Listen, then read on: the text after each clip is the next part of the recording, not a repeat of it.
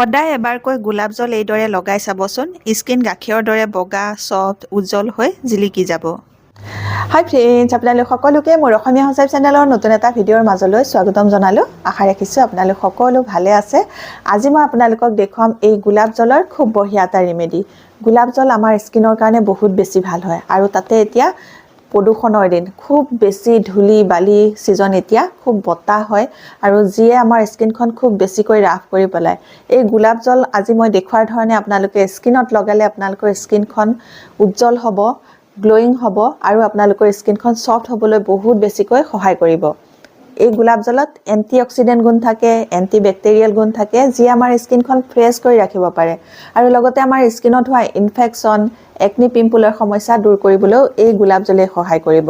যদি আপোনালোকৰ স্কিনত একনি আছে, পিম্পল আছে, স্কিনখন খজুতি হৈছে, তেতিয়াহ'লে আজি মই দেখুৱাৰ ধৰণে আপোনালোকে গোলাপ জল লগাই চাব। এতিয়া এই গোলাপ জল আপোনালোকে স্কিনত কেনেধৰণে ব্যৱহাৰ কৰিব তাৰ মই নিয়মটো দেখুৱাই দিছোঁ, আৰু দেখুৱাৰ আগতে আপোনালোকলৈ এটা ৰিকুৱেষ্ট আছিলে, আপোনালোকে যদি মোৰ এই ভিডিঅ'টো ভাল পায়, ভিডিঅ'টোত এটা লাইক কৰি দিব, আৰু এতিয়ালৈকে যদি অসমীয়া হাউচৱাইফ চেনেলটো আপোনালোকে ছাবস্ক্ৰাইব কৰি লোৱা নাই, তেতিয়াহ'লে সোনকালে ছাবস্ক্ৰাইব কৰি ল'ব, আৰু ওচৰতে থকা বেল আইকনটো আপোনালোকে প্ৰেছ কৰি দিব। তেতিয়া মই আহিবলগীয়া সকলোবোৰ ভিডিঅ' নটিফিকেশ্যন আপোনালোকলৈ সোনকালে যাব, সোনকালে মোৰ ভিডিঅ'বোৰ আপোনালোকে চাবলৈ পাব।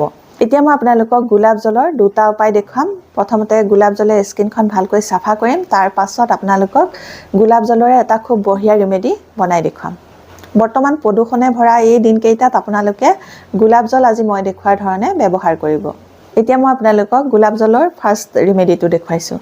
এতিয়া প্ৰথমতে আমি গোলাপ জলৰ এটা খুব বঢ়িয়া স্কাৰ্ফ তৈয়াৰ কৰিম, আৰু এই স্কাৰ্ফটোৱে আমি প্ৰথমতে স্কিনখন চাফা কৰিম। আৰু এই স্কাৰ্ফটো তৈয়াৰ কৰিবৰ কাৰণে প্ৰথমে লৈছোঁ মই এয়া গোলাপ জল। গোলাপ জল ল'ম এতিয়া মই 2 চামুচৰ জোখাৰে। গোলাপ জলে আমাৰ স্কিনখন সফ্ট কৰিব পাৰে, স্কিনখন ফ্ৰেছ কৰি ৰাখিব পাৰে।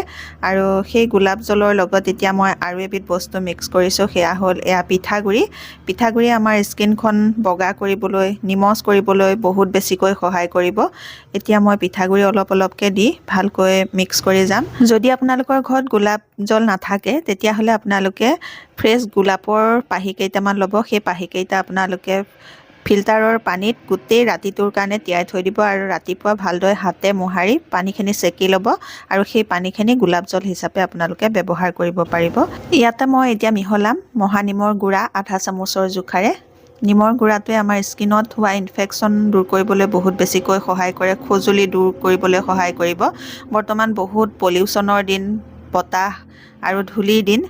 এই সময়ছোৱাত আমাৰ স্কিন ইনফেকশ্যন খুব বেছিকৈ হয়, খজুতি হয়। সেই খজুতি দূৰ কৰিবৰ কাৰণে আপোনালোকে যিকোনো ৰেমেডিতে নিম ব্যৱহাৰ কৰিব পাৰে। ইয়াৰ পাছত মই এটা বিলাহী 2 টুকুৰাকৈ কাটি ল'লোঁ। কাটি লোৱাৰ পাছত এটা টুকুৰাৰ পৰা মই এনেকৈ ৰসটো উলিয়াই লৈছোঁ। বিলাহী ৰস 1.5 চামুচমানৰ জোখাৰে হ'লে হৈ যাব, আৰু বিলাহী ৰসে আমাৰ স্কিনখন উজ্জ্বল কৰিবলৈ সহায় কৰিব। আৰু ইয়াৰ লগতে মই এতিয়া মিক্স কৰিম অকণমান মৌ ল'ম এতিয়া মই 1/2 চামুচৰ জোখাৰে। মৌৱে আমাৰ স্কিনখন হাইড্ৰেট কৰিব পাৰে, স্কিনৰ উজ্জ্বলতা বঢ়াব পাৰে। মৌখিনিও ইয়াতে ভালকৈ মিক্স কৰি ল'লোঁ, আৰু মিক্স কৰি লোৱাৰ পাছত এতিয়া মই এই বিলাহী টুকুৰাটো এনেকৈ চুৰিৰে ফুটা ফুটা কৰি লৈছোঁ। এতিয়া এই ৰেমেডিটো কেনেকৈ ব্যৱহাৰ কৰিব লাগে মই আপোনালোকক দেখুৱাম। এতিয়া তৈয়াৰ কৰি ল'লোঁ গোলাপ জলৰ খুব বঢ়িয়া এটা ৰেমেডি।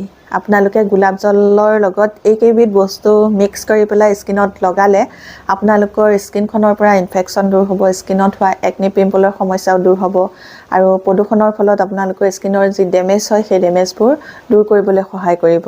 এতিয়া মই ইয়াৰ লগোৱা নিয়মটো আপোনালোকক দেখুৱাই দিছোঁ। ইয়াতে বিলাহী টুকুৰা ঘঁহি ল'ম। ঘঁহি লোৱাৰ পাছত এনেকৈ মুখত মাছাজ কৰিম। এনেকৈ এই ৰেমেডিটো লগাই মাছাজ কৰি দিলে আপোনালোকৰ স্কিনত থকা যিবোৰ ডেড স্কিন চেল বা মৃত ছাল, সেইবোৰ দূৰ হৈ যাব। আৰু এনেধৰণে আপোনালোকে 4 পৰা 5 মিনিট ভালকৈ স্কিনখন মাছাজ কৰিব। আপোনালোকৰ স্কিনত তেতিয়া ব্লাড চাৰ্কুলেশ্যনো হ'ব। স্কিনত ব্লাড চাৰ্কুলেশ্যনটো ভাল হ'লে আপোনালোকৰ স্কিনৰ উজ্জ্বলতাও বাঢ়িব, আৰু কম বয়সতে আপোনালোকৰ স্কিনখনত বলিৰেখা নপৰিব, স্কিনখনৰ উজ্জ্বলতা বাঢ়িব, স্কিনখন নিমজ হ'ব, স্কিনখন গ্লোয়িং হ'বলৈ বহুত বেছিকৈ সহায় কৰিব। এনেদৰে 2-3 মিনিট ভালকৈ মাছাজ কৰি লোৱাৰ পাছত আপোনালোকে এইটো 15 পৰা 20 মিনিটলৈ এনেকৈ মুখতে লাগি থাকিবলৈ দিব। 15-20 মিনিটৰ পাছত আপোনালোকে মুখখন ঠাণ্ডা পানীৰে ধুই পেলাব। 20 মিনিট পাছত এতিয়া মই মুখখন ধুই ল'লোঁ। মুখখন ধোৱাৰ পাছত আপোনালোকে দেখিব স্কিনখন খুব ধুনীয়াকৈ সফ্ট হৈ যাব, আৰু খুব ধুনীয়া নিমজ লাগিব চুবলৈ, আৰু স্কিনখন খুব ধুনীয়াকৈ চাফাও হৈ যাব। আৰু ইয়াৰ পাছত আপোনালোকে গোলাপ জল কেনেধৰণে ব্যৱহাৰ কৰিব সেইটো দেখুৱাই আছোঁ, চাওঁ বলক। স্কিনখন চাফা হোৱাৰ পাছত আপোনালোকে গোলাপ জল কেনেধৰণে লগাব তাৰ কাৰণে এটা মই ৰিমেডি তৈয়াৰ কৰিম আৰু সেই ৰিমেডিটো তৈয়াৰ কৰিবৰ কাৰণে প্ৰথমে লৈছোঁ মই এয়া এল'ভেৰা জেল। এল'ভেৰা জেলটো আপোনালোকে কিনা এল'ভেৰা জেলটোৱে ল'ব, কাৰণ যিটো নেচাৰেল এল'ভেৰা পাত তাৰ জেলটো সকলোৱে স্কিনত শ্বুট নকৰে, কিছুমানৰ স্কিনত খজুৱায়, সেইকাৰণে আপোনালোকে এই যিটো কিনা এল'ভেৰা জেল সেইটোকে ল'ব। আৰু ইয়াৰ পাছত মই এয়া গোলাপ জল অকণমান মিক্স কৰিছোঁ ইয়াতে, এচামুচৰ জোখাৰে মই গোলাপ জল মিক্স কৰিছোঁ আৰু অকণমানহে মই ইয়াত এল'ভেৰা জেল লৈছোঁ। দুইটা বস্তু ভালকৈ মিক্স কৰি লৈছোঁ। মিক্স কৰি লোৱাৰ পাছত ইয়াৰ লগতে এতিয়া মই মিক্স কৰিম অকণমান গ্লিচাৰিন। গ্লিচাৰিনে আমাৰ স্কিনখন ডিপলি হাইড্ৰেট কৰি ৰাখিবলৈ সহায় কৰিব, স্কিনৰ ড্ৰাইনেছ সমস্যা দূৰ কৰিব। আৰু এতিয়া মই এয়া গ্লিচাৰিন ল'লোঁ 6-7 টোপালমানৰ জোখাৰে, আৰু এইটো মই এবাৰ লগাবৰ জোখাৰেহে বনাইছোঁ আৰু সেইকাৰণে ইয়াৰ পৰিমাণটো কমাই লৈছোঁ। ইয়াৰ পাছত এতিয়া মই আনিছোঁ এইটো এলমণ্ড বাদাম তেল। এলমণ্ড বাদাম তেলে আমাৰ স্কিনখন টাইট কৰি ৰাখিবলৈ সহায় কৰিব, বলিৰেখা কমাবলৈ সহায় কৰিব। আৰু এই এলমণ্ড বাদাম তেল লৈছোঁ মই 3-4 টোপালমানৰ জোখাৰেহে, ভালকৈ ইয়াৰ লগতে মিক্স কৰি ল'লোঁ। এই এলমণ্ড বাদাম তেলটো যদি আপোনালোকৰ ঘৰত নাথাকে তেতিয়াহ'লে আপোনালোকে নাৰিকল তেলো ল'ব পাৰে। আৰু এতিয়া এইটো দেখিছেনে, খুব বঢ়িয়া এটা ক্ৰীমৰ টেক্সচাৰ আহি গৈছে। এই ৰিমেডিটো আপোনালোকে ইয়াৰ পাছত কেনেকৈ লগাব দেখুৱাই আছোঁ। এতিয়া তৈয়াৰ কৰি ল'লোঁ এইটো এটা গোলাপ জলৰ খুব বঢ়িয়া ৰিমেডি। এই ৰিমেডিটো আপোনালোকে ইয়াৰ পাছত মুখত লগাব।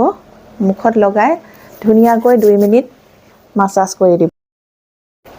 খুব ভালকৈ মাছাজ কৰিব যাতে এই ক্ৰীমটো স্কিনত ভালকৈ এবজৰ্ব হৈ যায়।